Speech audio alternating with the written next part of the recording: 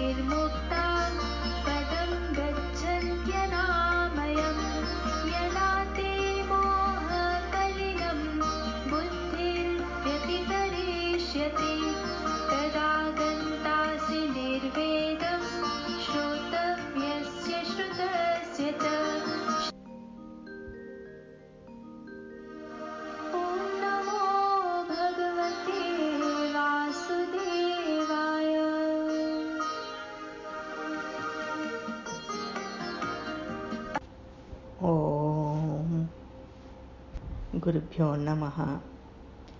Now we will continue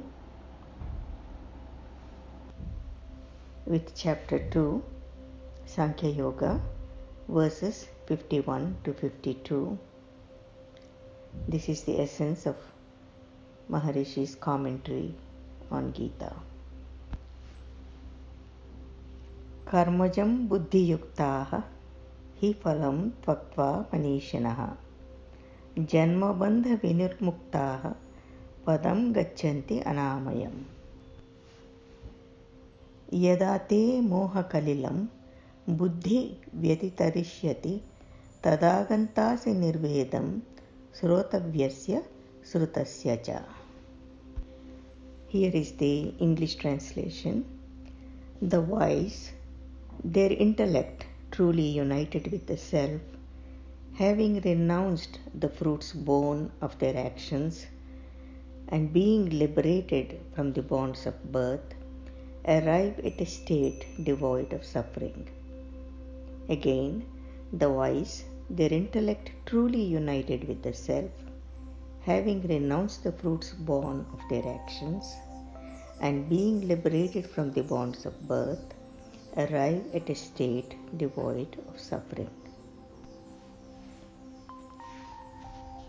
When your intellect crosses the mire of delusion, then will you gain indifference to what has been heard and what is yet to be heard. Now let us go back to verse 50 where we left off. He whose intellect is united with the self casts off both good and evil even here. Therefore, devote yourself to yoga. Yoga is skill in action. So here Bhagavan says, it is not the action or its fruits that binds a man, rather it is the inability to maintain freedom which becomes a means of bondage. And yoga removes this inability. Bondage certainly lies in the field of action, but it is not born of action. It is born of the weakness of the one who is performing the action. So, with the skill in action, then the process of action is carried out. It produces good results in all directions and enables the doer to derive maximum benefits from it. At the same time, it fails to produce a binding influence on him. And this is because it influences the doer in such a way that its fruits do not leave an impression in the mind deep enough to form the seed of future action.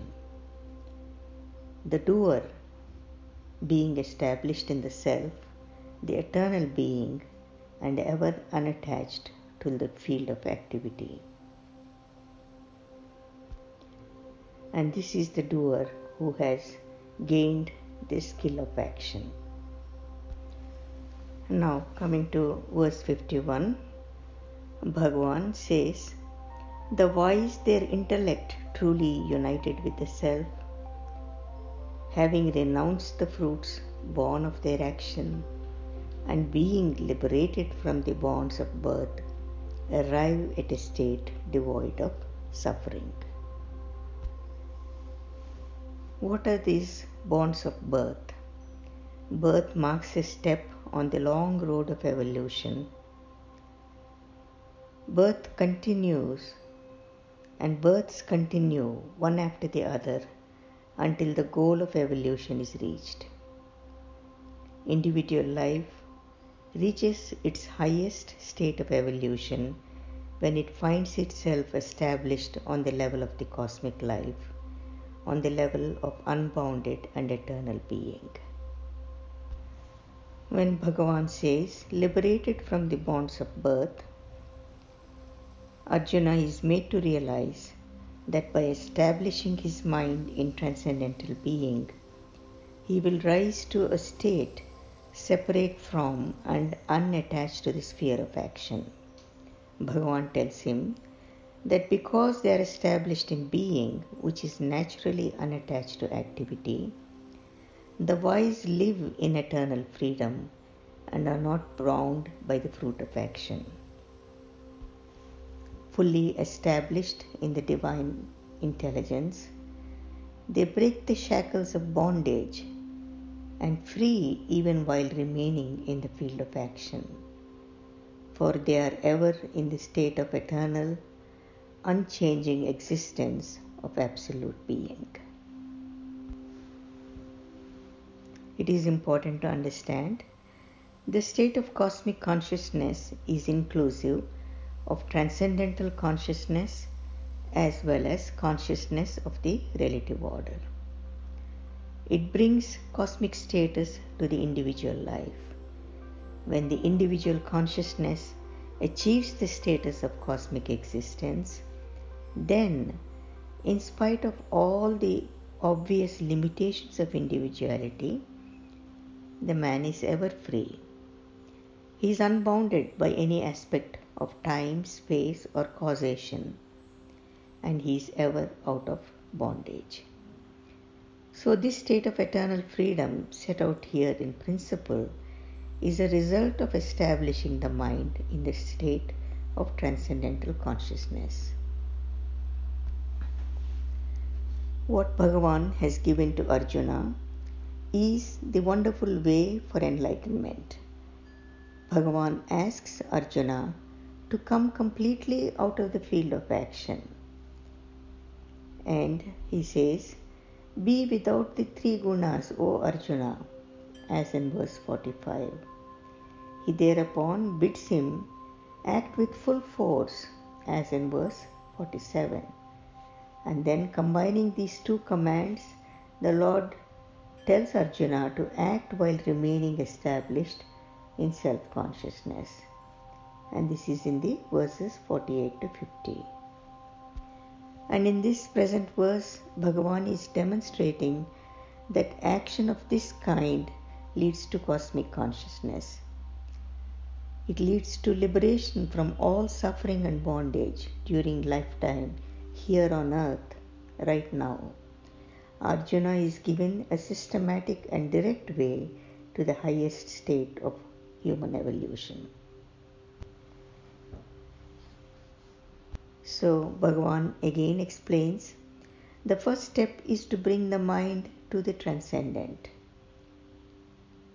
Through transcendental meditation, the attention is brought from gross experience to subtler fields of experience until the subtlest experience is transcended and the state of transcendental consciousness is gained. The march of the mind in this direction is so simple as to be automatic. As it enters into experience of a subtler nature, the mind feels increased charm because it is proceeding towards absolute bliss. Once the mind reaches transcendental consciousness, it no longer remains a conscious mind. It gains the status of absolute being. And this state of transcendental pure consciousness is also known as self-consciousness, self-awareness, samadhi. And this represents the complete infusion of cosmic being into the individual mind. When, after the infusion of this absolute consciousness, the mind comes out again into the field of relativity, then being once more the individual mind, it acts while established in being. And such action is called Karma Yoga. It is by virtue of this Karma Yoga that transcendent being is lived in the field of activity. And when complete fullness of being has begun to be lived in the field of activity, the relative field of life, then one gains all-embracing eternal life in absolute freedom.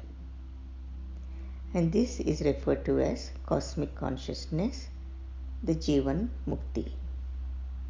Bhagavan says that is the state where the intellect is truly united with the self. We may say that there is only one step on the path to this state of cosmic consciousness. And what is that one step? A step out of the field of action into the transcendent and back to action again. Again, a step out of the field of action into the transcendent and back to action again. So thus we find a man reaches his highest evolution on the plane when he is already there. And all he has to do is just to take himself to a field which is outside action and come back again to his normal field of activity. One dives into the ocean, reaches the bottom, gathers the pearls, and comes out of the water to enjoy their value. And the whole act is done in one dive. The technique of diving lies only in taking a correct angle and then letting go, reaching the bottom and coming up with the pearls following automatically. So, here what a seeker of truth has to do is to learn how to take a correct angle for the dive within. This will quite naturally result in self-consciousness, which in its turn develops into cosmic consciousness in the most natural way. The whole process goes by itself. Bhagavan further tells Arjuna that when he becomes established in the eternal freedom of divine intelligence, his life will become naturally full of meaning. That is why he need no longer seek the meaning of all the words of wisdom that he may hear or may have already heard, as the following verse makes it clear. Now, in verse 52, Bhagavan is saying, when your intellect crosses the mire of delusion, then will you gain indifference to what has been heard and what is yet to be heard. First of all, it is important to understand that the state of self-realization is beyond the limitations of thought, speech and action. And having reached it, one truly rises above doubt and delusion. Now Arjuna is caught up in what he has learnt about right and wrong. All his knowledge of the scriptures has not prevented him from falling into a state of suspension or saved him from becoming inactive. He is still held in the state of suspension. This he will overcome only when his intellect rises above duality and reaches the field of pure transcendental consciousness. So again, the emphasis in this verse is on the practice of arriving at transcendental consciousness and allowing the intellect to gain purity. This will mean the fulfillment of all the wisdom of life, of what has been heard in the past and is what is worth of being heard in the future. What has been heard and what is yet to be heard will be superseded by the experience of reality. Why? Because all hearing about truth gains fulfillment only in its direct experience. This verse takes one to a level of life that is free from problems. It makes clear the state in which one will gain indifference and thereby shows a way to abandon attachment as demanded by verse 48. Again, Bhagavan is summarizing all that he has so far said to Arjuna. He has described to him the real state of yoga, a state which satisfies both the intellect and the heart, because bringing fulfillment to both, it leaves no room for doubt or discontent in the domain of either. Here ends the essence of these two verses, 51 and 52, chapter 2, Sankhya Yoga, Maharishi's commentary of Bhagavad Gita. Now I will add a few words. I want to take a few minutes and again go over the points why one needs to learn to transcend and why the technique what Maharshi Ji gave is really the best. This is the foundation, and if a seeker does not know or has not learnt the art of transcendence, then it is really difficult to reach the goal, because what is being sought is not on the outside, but it is within you. And reality, this is a pathless path. So again, the transcendental meditation is a process of leading the mind towards the subtler glories of creation till the subtlest field is transcended to get on to the transcendental divine bliss. So here again and again many people express and say that they are doing this meditation or that meditation. There are hundreds and thousands of different kinds of meditations. Now the important thing to understand is what is the meditation about. We have to fundamentally understand the difference between concentration, contemplation, or is it transcendental meditation. When one learns the art of transcendence, then it remains with you. It never goes away. There is no need to keep searching for newer techniques or newer methodologies, because this art of transcendence has to be practiced every day. And it is like anything else. When one is doing puja, one is doing the same puja every day. Everyone is not doing a different puja every other day. If one is eating a staple diet of dal rice or dal chawal rice, chawal sabji, then this becomes the standard. And you might add a few other things. For that, Maharshi Ji has given the advanced techniques. But this is the foundation. So the foundation is foundation. So now let us see the difference between concentration, contemplation, and transcendental meditation. Concentration is the fixity of the mind on one point.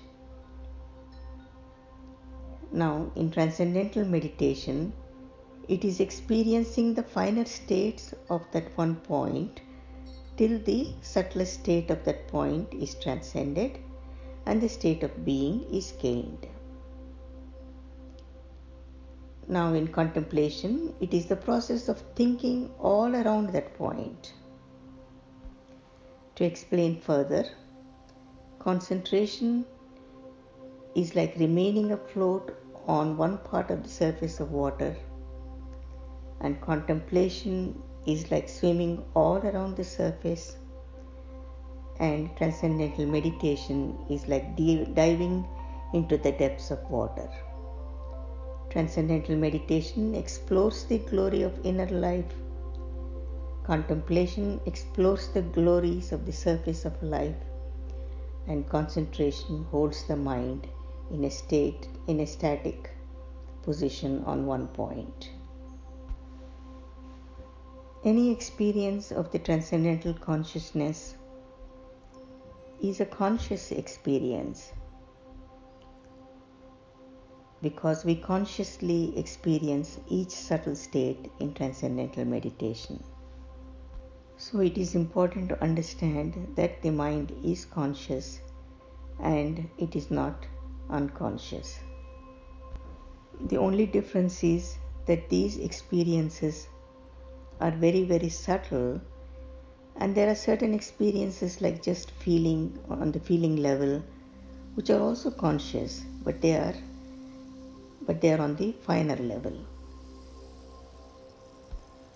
So Maharshi says sometimes the experiences seem not to be very clear because they are so much finer and subtle, and the concreteness is not as much. But the whole of the experience is a conscious experience, until in the end there is consciousness of consciousness alone.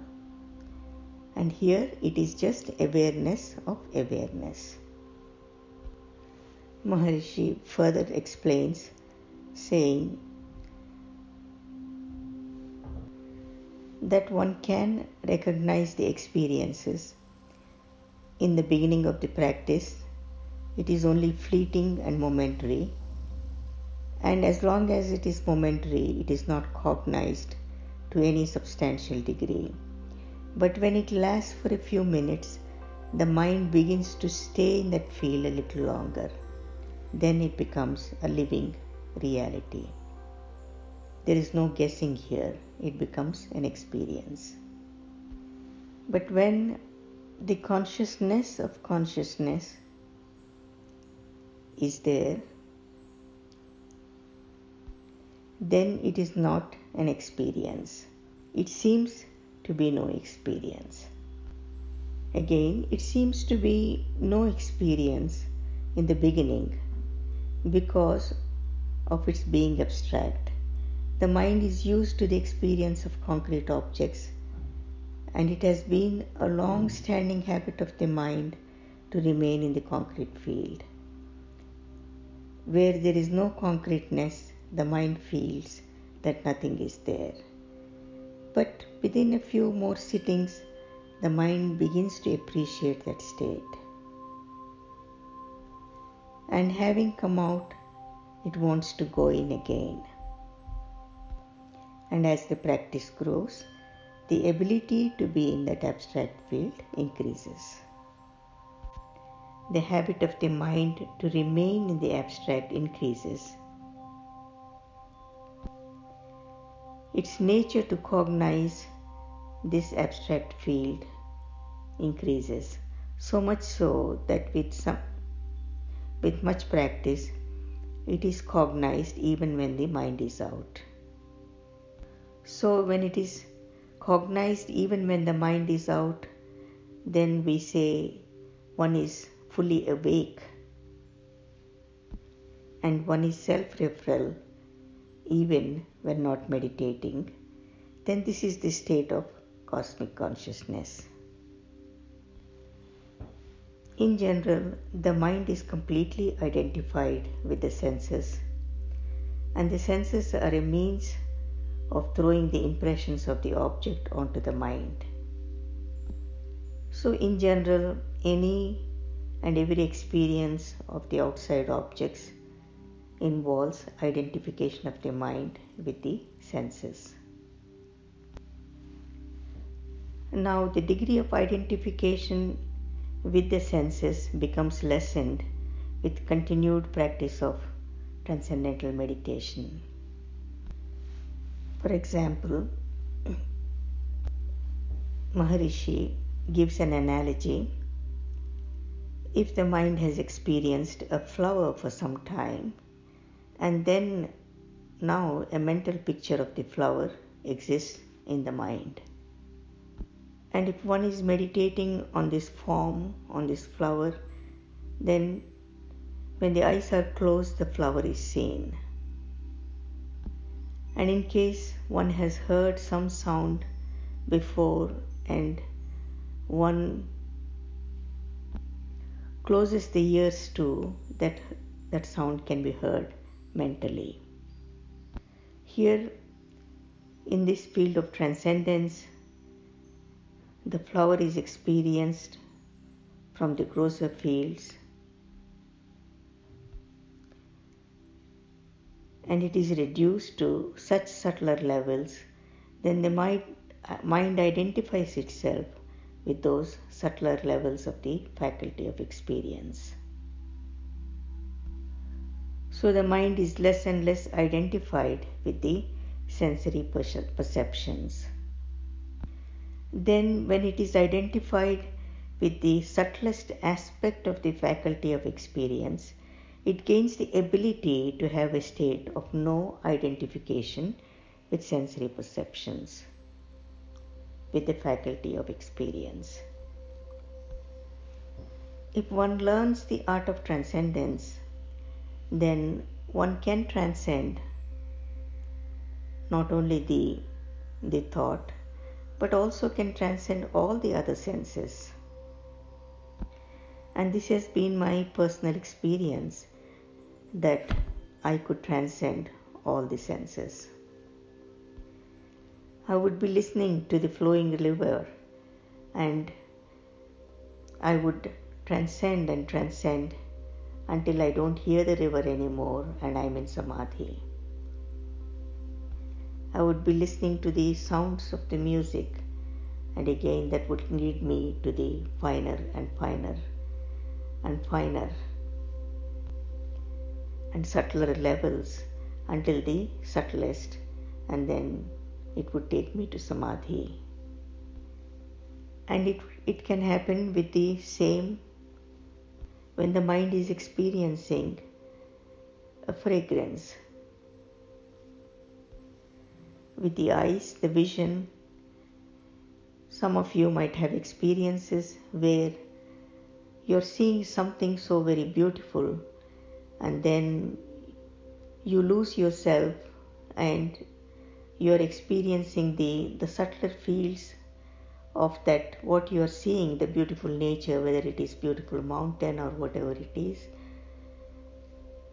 and then you're lost for a moment. A mother can experience that when looking at the child with great love and devotion, and then just loses herself in that child, and then there might be a moment where there is neither the child nor her. For me, this happened very profoundly when I would be just looking at Jagannata's picture or her murti, and I would completely transcend and be in samadhi.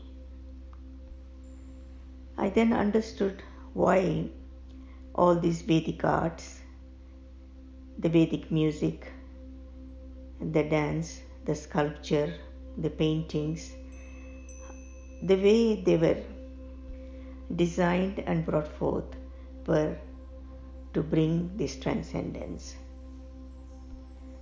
What I want to emphasize here is that one should learn the art of transcendence, how Maharishi Ji has taught with the TM, and then see for yourself.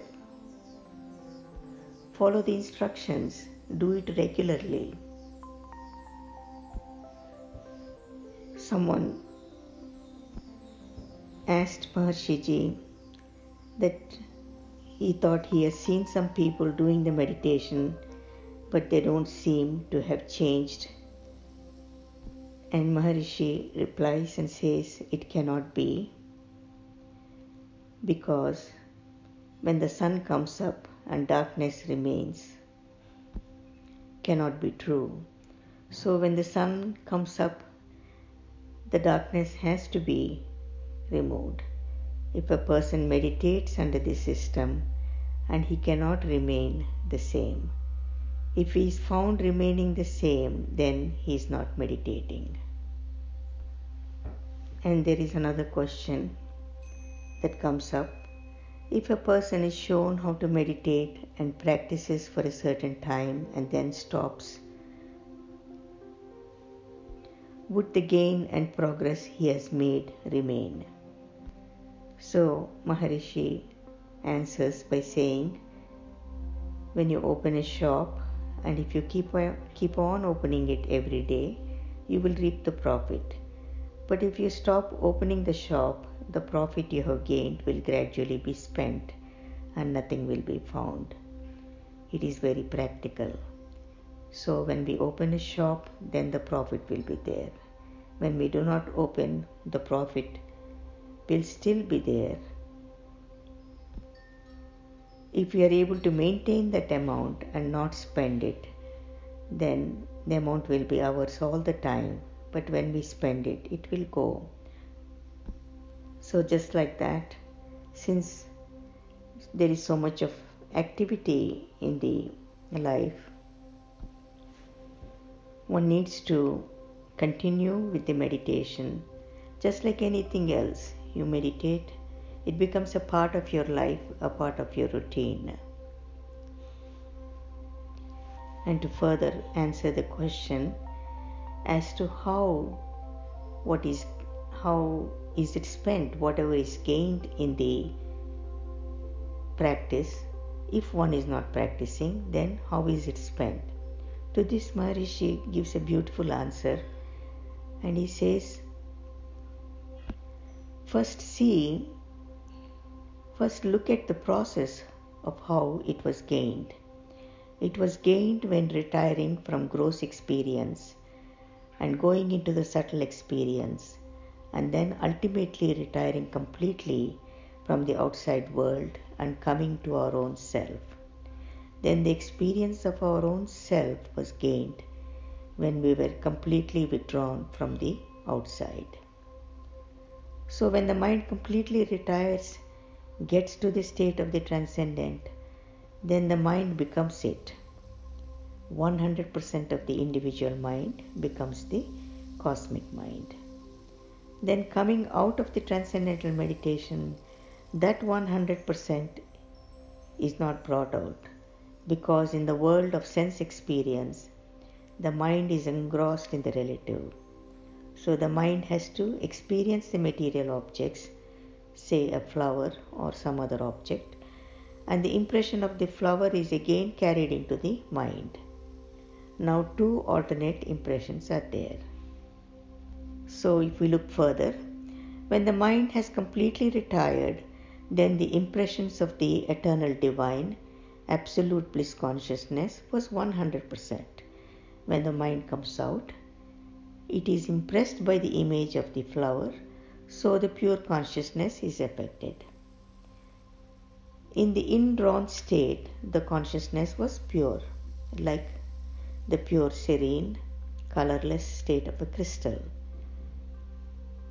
But when you bring out this crystal, the pure, serene, colorless state of crystal, when you bring it out and then you place it near an object, then the color of that object is reflected on the crystal, and the crystal is not found in its pure, colorless, serene state. It is affected by the objects. And what are these objects? These are the sensory objects. So now the same analogy applies to our mind. When we are withdrawn from the world, the mind is found in its colorless state. Coming out again, the mind is found to be tainted, whether it is yellow, white or black, whatever be the reflection. So that absolute pure consciousness does not remain pure. The impact of outside experiences makes it a mixed consciousness. So when one begins the practice of transcendental meditation, it is just the beginning. The mind has retired, it becomes full, then comes out again, but it does not retain much, because it has been for a long time, for many, many years, influenced by the outside world and has become accustomed to this and that. So initially when we withdraw, the mind is not familiar with that pure consciousness, so it comes out more or less in its original state when the flower used to completely overtake the mind. So although in the retired state,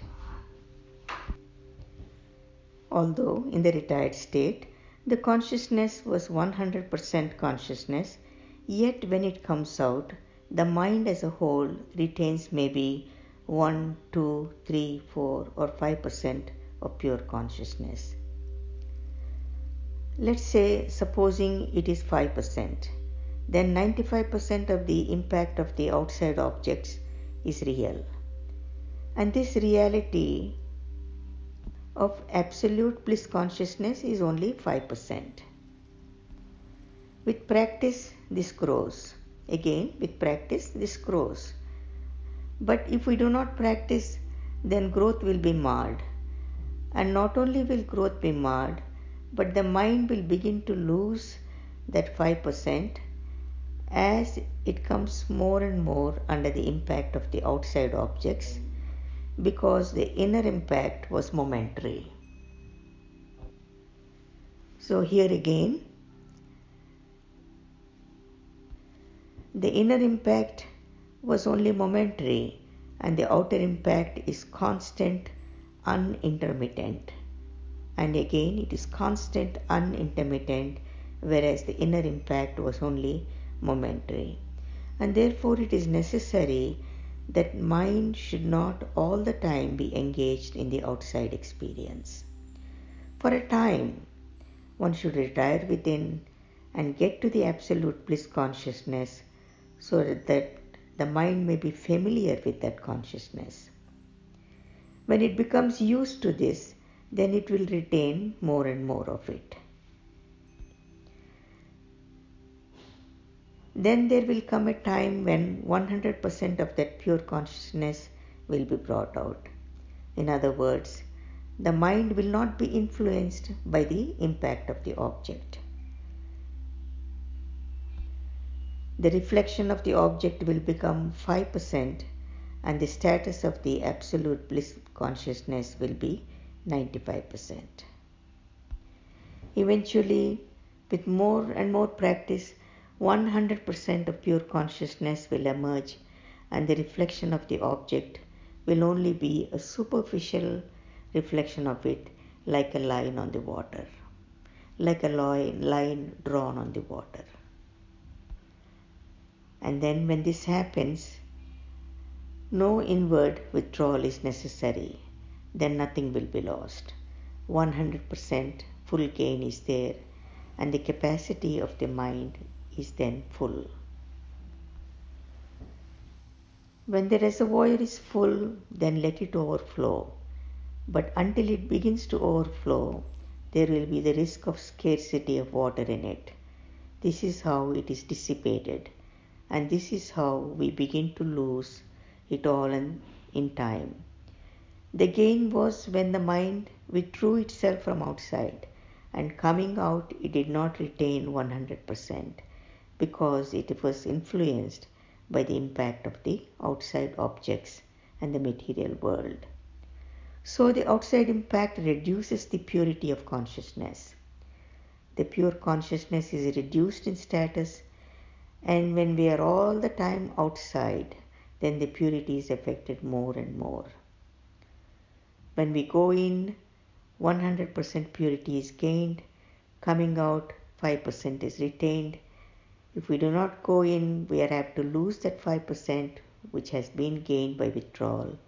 And this is how the experiences we have gained could be spent. Now, there is the question, does the practice has to be there all the time, necessary for the rest of the life? Maharishi Ji says it is no longer needed when cosmic consciousness comes. This has been my personal experience when the cosmic consciousness was gained and I was existing. My existence was in that state, in that cosmic state. Then I realized that there was nothing there to transcend, because the moment the eyes were closed, I was on the self. I was the self alone. Here Maharishi Ji also says the same thing. It is no longer necessary for a cosmically conscious person to transcend, because the transcendent has come to his conscious mind on the surface. He merely closes his eyes and transcends. If he does not wish to use the senses, he shuts out the senses and is in the state of being. There is no chance for traveling or going through the different levels as in the beginning, from gross to subtle to transcendent, because there is nothing to transcend. He is living the transcendent all the time, consciously. For him, practice has no further meaning or significance. I still remain sitting with the eyes closed, just being the self and just experiencing that peace and bliss, because there is so much of bombardment on the outside and there is so much of peace and bliss being just the self alone. So that is why every enlightened will sit with the eyes closed and will continue to be self-referral, although the practice of transcendence is not needed. I attempt to say all this because I want to bring this clarity and bring hope